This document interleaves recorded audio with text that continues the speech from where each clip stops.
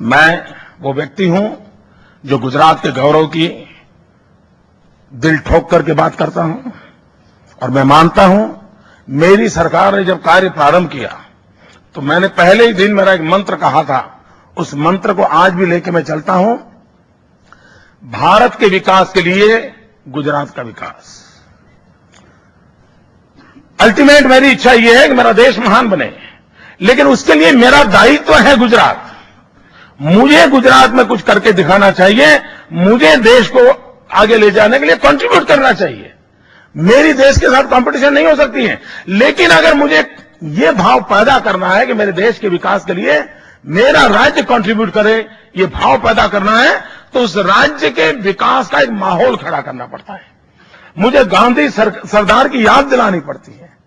हमारे entrepreneur capacity है, उसकी मेरे राज्य के लोगों को याद दिलानी पड़ती है। मुझे उनको कहना पड़ता है कि देखिए भाई, तुम्हारे अंदर ये दम है, तुम इस काम को कर सकते हो, चलो मेहनत करो। मित्रों, मैं अगर ये न करता तो क्या होता। मैं आपको उदाहरण देता हूं। गुजरात एक ऐसा प्रदेश है जहां 10 साल में 7 साल अकाल रहता था, आज भी रहता है। पिछले 5 साल का इतिहास छोड़ दें, 10 साल में 7 साल वाटर स्कैर्सिटी, और उसके कारण मेरे यहां रेगिस्तान बढ़ रहा था। मेरे यहां पूरा सौराष्ट्र एक प्रकार से एक्सोडस चल रहा था।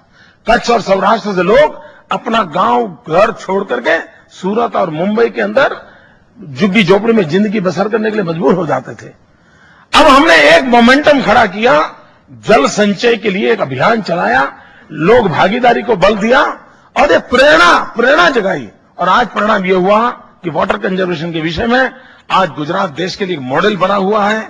जो 10 साल में 7 साल वाटर स्कैर्सिटी का स्टेट था, चेक डैम, बोरीबंद, रिवर ग्रिड, रिचार्जिंग वेल्स, इतने सारे अभियान चलाए। आज एक एक बिंदु को बारिश के पानी को रोकने का प्रयास किया और आज उसका परिणाम यह हुआ कि मेरे गुजरात के अंदर अच्छे से अच्छी बारिश जब होती थी, 16 नहीं वर्ष होता था, तब भी मेरी एग्रीकल्चर इनकम मैक्सिमम 9,000 करोड़ हुआ करती थी। दिस ईयर मेरी एग्रीकल्चर इनकम 34,000 करोड़ है विद इन 4 years। मित्रों, अगर वाटर अब ये मैं जन आंदोलन, जनता के दिमाग में ये भाव बढ़ता नहीं तो मैं नहीं मानता कि सरकार ये कर सकती थी। ये आप उनके अंदर एक प्राइड पैदा करना पड़ता है, एक गौरव की अनुभूति करानी है, और जब वो रिकॉग्नाइज होता है तो उसको आनंद होता है। मित्रों, मेरे यहां वैसे गुजरात एक बहुत बड़ा प्रगतिशील राज्य के रूप में आप लोगों के पास पहचान है।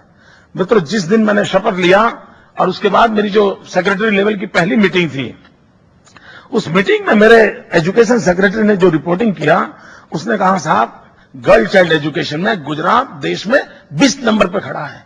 And I was shock. मित्रों, उस रात में सो नहीं पाया था। क्या मेरे राज्य में यह स्थिति हो सकती है? मैंने जन आंदोलन खड़ा किया।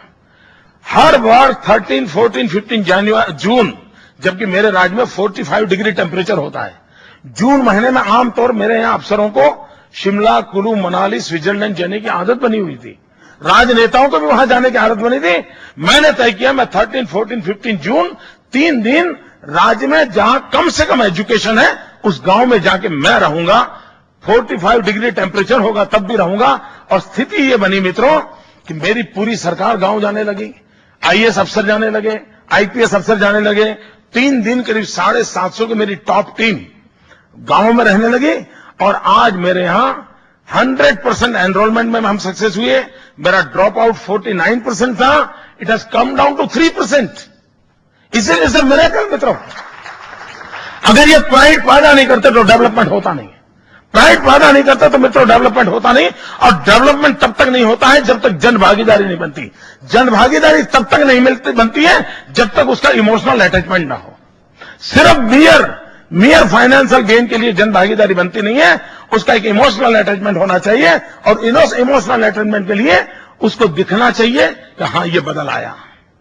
मैं इन जनरल तो देशभक्ति की चर्चा करूं, भारत माता बोलूं, लेकिन मैं हर ट्रेन के डिब्बे में पान खाकर के थूकता रहता हूं।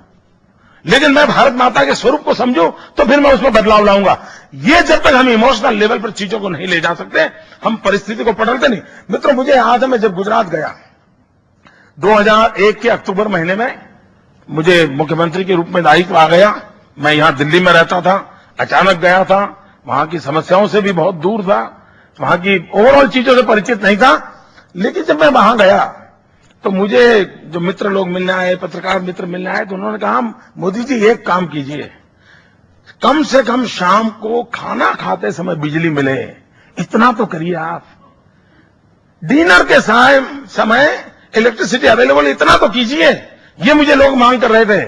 मित्रों, आज हमने एक अभियान चलाया, ज्योतिग्राम योजना, और पीपल्स पार्टिसिपेशन से चलाया। 1000 दिन का मेरा ये अभियान चला, 1000 डे, और मैंने तय किया कि मैं हर गांव को 24 घंटे बिजली दूंगा, और उसके लिए जो भी टेक्निकल सॉल्यूशन लाने हैं उसको खोजे। मित्रों, 1000 दिन में, और ये आप सबके लिए सरप्राइज होगा, वही सरकार, वही मुलाजिम, वही फाइलें, वही तौर तरीके, वही आदतें, and no one was recruited in my time. ये सब पुराने जमाने के रिक्रूटेड लोग थे, लेकिन उन्हीं लोगों के अंदर प्रेरणा जगाई, राज्य मेरा ऐसा नहीं हो सकता, ऐसा होना चाहिए। एक प्राइड भर दिया।